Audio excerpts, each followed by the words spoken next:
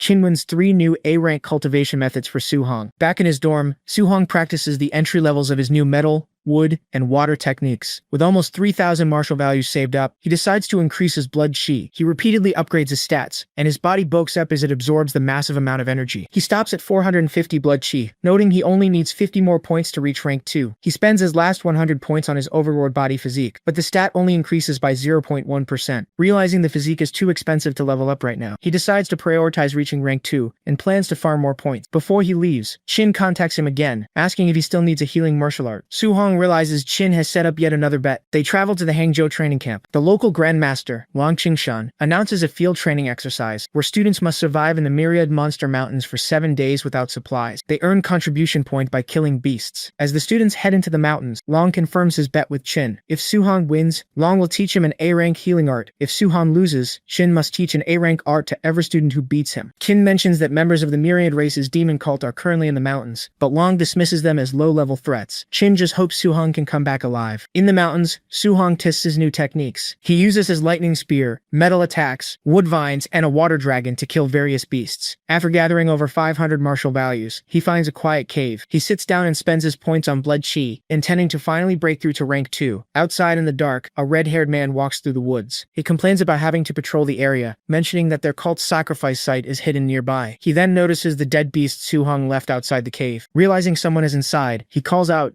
demanding the person surrender for an easy death, or else he will skin and eat them alive. The red-haired man assumes the person hiding inside must be rank 2 or 3 since they killed the Crimson Flame Black Tiger. He warns them not to resist. Inside the cave, Su-hong hears the arrogant tone and worries the guy might be a rank 4 martial artist. Deciding he needs to escape, Su-hong unleashes his water dragon technique to blast his way out of the cave. The red-haired man smirks and slices the water dragon in half with a flaming sword strike. Seeing the attack, Su-hong realizes the man is only at the early stage of rank 3. Realizing he overestimated his opponent, Su-hong stops running and turns to face him. He notices a specific tattoo on the man's neck and immediately identifies him as a member of the myriad race's demon cult. He knows these cultists view their human heritage as a disgrace and regularly capture humans to sacrifice for rewards from other races. Disgusted, Su-hong calls in human scum and readies his weapon. The cultist attacks with an A-rank fire move called Sky Sun Slash. Su-hong meets the attack head-on with his lightning spear's river flip technique. The two attacks clash, and the cultist is shocked to see his fire slash completely scattered. He cannot understand how a rank 2 martial artist is pushing him back, while simultaneously using water and lightning attributes. Realizing he is outmatched, the cultist tries to retreat, but Su-hong uses his wood attribute to summon vines that bind the man's legs. Su-hong then unleashes a massive lightning blast, seemingly obliterating the cultist. However, the cultist's body turns into glowing molten rock and reassembles itself. He transforms into a winged stone monster, boasting about the divine might of the celestial race. He yells that once their sacrifice ritual is complete, he will become a true celestial. He throws a giant rock fist at Su-hong, who easily blocks it with his spear. Unimpressed by the transformation,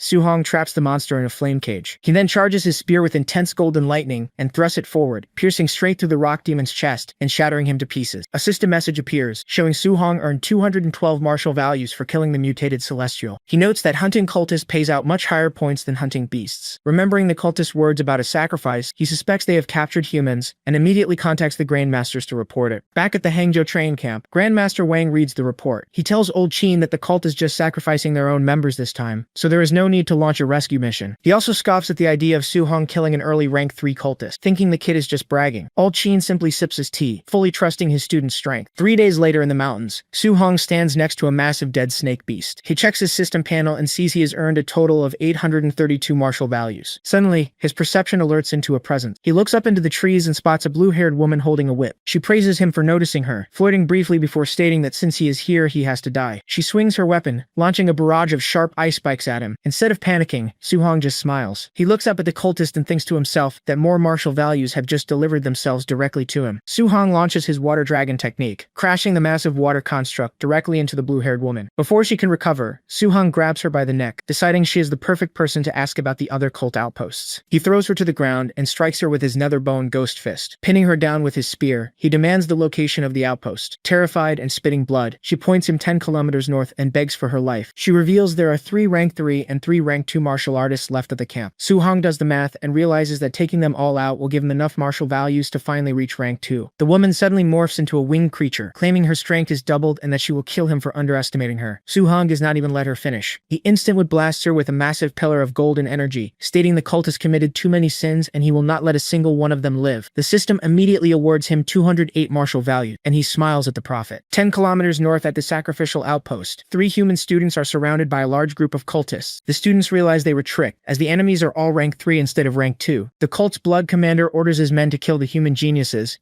and use them for the sacrifice. From a distance, Grandmaster Wang and Old Chin are watching the scene unfold. Wang says he will intervene to save the students if things get too dangerous, but Chin tells him not to worry. Qin points out that his monster of a student is about to save them. Su-hong drops down from the sky and throws his spear, impaling an attacking cultist to a tree right before he can strike a student. Su-hong then jumps into the middle of the crowd, repeatedly blasting the cultist with palm lightning. After clearing the immediate area, he casually turns to the shocked students and asks if they are okay. They recognize him as Su-hong from Star City. Watching from afar, Wang is amazed by Su-hong's rapid growth and the fact that he can use palm lightning so easily. Su-hong tells the students to fall back and leave the rest to him. He looks at the remaining cultists with pure excitement, seeing them as a giant gold mine since each one is worth at least 200 martial values. A bulky cultist tries to crush him, but Su-hong blocks the attack and effortlessly punches the man into the ground. He calls for the next opponent and continues electrocuting the cultist with golden lightning. Terrified, the remaining enemies retreat toward the temple steps. Blowing the top of the temple, the blood commander completes the ritual using the bodies of the fallen cultists. The prosecutor passes by fugitive. Su-hong watches as all the spilled blood floats into the air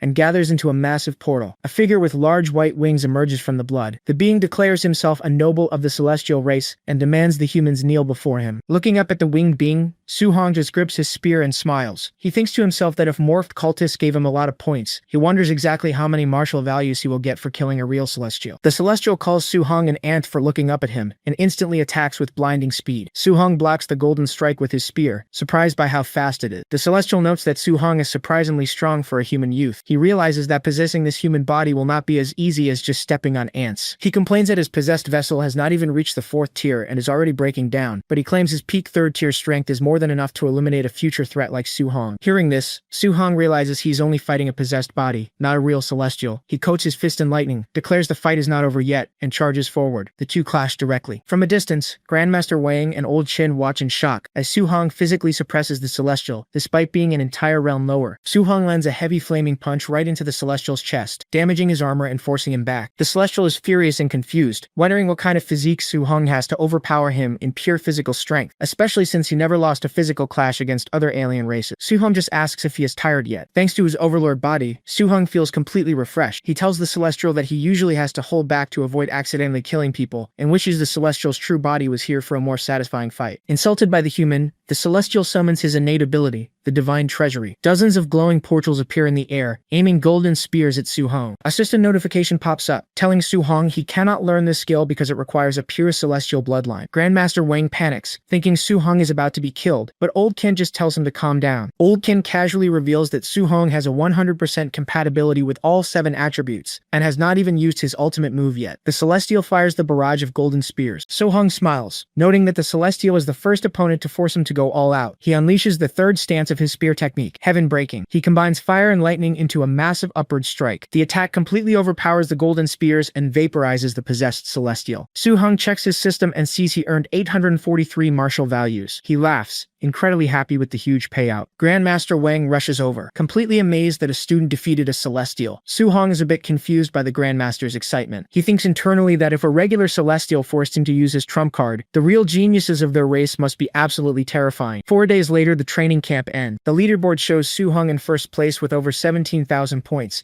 completely crushing everyone else. Some students doubt his score since he is not even a 2nd-tier martial artist yet, but the students he saved quickly defend him. They confirm that Su-hong was taking out 3rd-tier cultists with single strikes. Meanwhile, Grandmaster Wang complains to Old Chin that Su-hong is a little monster who learned his A-rank healing skill in less than half a day. Back in his room, Su-hong uses his new healing art to completely erase all his old battle scars. He opens his system panel and sees he has 4,800 martial values saved up from the mountain training. He decides it is time to upgrade his mental strength to 500 points, so he can become a 2nd-tier telekinetic, and plans to boost his blood chi as well. Far away on the celestial race planet, inside a massive temple, a giant shadowy figure questions the celestial who possessed the cultist. The giant demands to know how he lost to a human who is an entire realm lower, even after using his divine abilities. The defeated celestial Tian Ming simply admits that the human youth is a monstrous genius. Hearing this, the giant calls forward another celestial named Tian Shine. Back at the Star City training camp, Wang Tiantu and his two friends are fighting a giant bear beast. They spent the entire month grinding in the gravity room and using all their contribution points on pills to boost their strength. Their hard work paid off, and all three of them broke through to the second tier. Lin Xinghe even bulked up into a muscular hunk. They are feeling confident and can't wait for Su Hong to return so they can challenge him again. Old Keen arrives back at the camp alone. When another instructor asks where Su Hong is, Keen explains that the kid wanted a few more days of training in the forest and will return before the camp ends. 2 days later, Su Hong is meditating on a cliff in the forest. His system constantly adds points to his mental power. A giant snake beast tries to ambush him from behind, but Su Hong doesn't even move. He simply raises his hand and uses telekinesis to freeze the massive beast in midair. He then uses the weapon condensation art to form a giant golden sword and crushes the snake into the ground. Pleased with the result, he notes that the power of a second-tier spirit reader is terrifying. With his mental power significantly increased, he decides to try a triple attribute fusion. He gathers lightning, fire, and gold energy in his hands. The moment the three elements touch, they become incredibly violent. Su Hong loses control, and the energy creates a massive explosion that destroys the cliffside. He survives the blast and realizes that if he perfects this fusion, it can injure a fourth-tier martial artist. On the last day of the training camp, Su Hong finally walks through the front gates. The other students immediately run to notify Wang Qiantou and his group. The three friends confront Su Hong, boldly stating they will defeat him this time, because they are all second-tier martial artists now. Su Hong just smiles and powers up a fiery aura, revealing that he is also a second-tier martial artist. They are shocked, but the girl steps forward. She uses the weapon condensation art to form a glowing golden sword, stating that she is a second-tier spirit reader, so his physical rank doesn't scare her. Su Hong apologizes and reveals he is also a spirit reader. He summons a telekinetic weapon so massive that it instantly shatters her sword and blows the group back. Realizing Su Hong is a second-tier martial artist, a second-tier spirit reader, and has a top-tier physique, the three friends lose all hope. Su Hong asks if they want to fight him all at once so he can earn some martial values, but they instantly surrender and run away screaming. Watching from afar, Old Kin is left completely speechless. The other Grandmaster just laughs, calling Su Hong a once-in-a-millennium monster. Suddenly, a giant flaming bird appears in the sky above the camp. It yells that the 30 days are up and orders the humans to get out. Old Chin recognizes the bird as a giant deuce he dealt with before. Annoyed, Chin flies into the air wrapped in a massive purple aura. He tells the bird that they will leave when they want to and no one can kick them out. Kin easily overpowers the giant bird, stomping it right out of the sky. The students watch in awe, noting that the heat and power of a 7th-tier Grandmaster look like a battle of gods. The bird begs Chin to stop hitting it, claiming it brought backup today. Old Chin tells it to bring them out so he can beat them up too. Suddenly, the sky turns dark, and a massive shadowy figure emerges from the clouds. A giant purple eye opens and stares down at the camp. The instructors panic, recognizing the entity as the Lord of Myriad Monsters, one of the strongest existences in the mountains. Su Hong grips his spear tightly and looks up at the massive shadow. He notes that the weakest entities at that level are 9th tier, and the Monster Lord is in the King's Ceiling realm, which is even higher. Su Hong stares up at the massive glowing eye of the Lord of Myriad Monsters. He realizes that as a second-tier martial artist, he is completely insignificant compared to a King's Ceiling realm entity. He thinks about how he wouldn't be able to protect anyone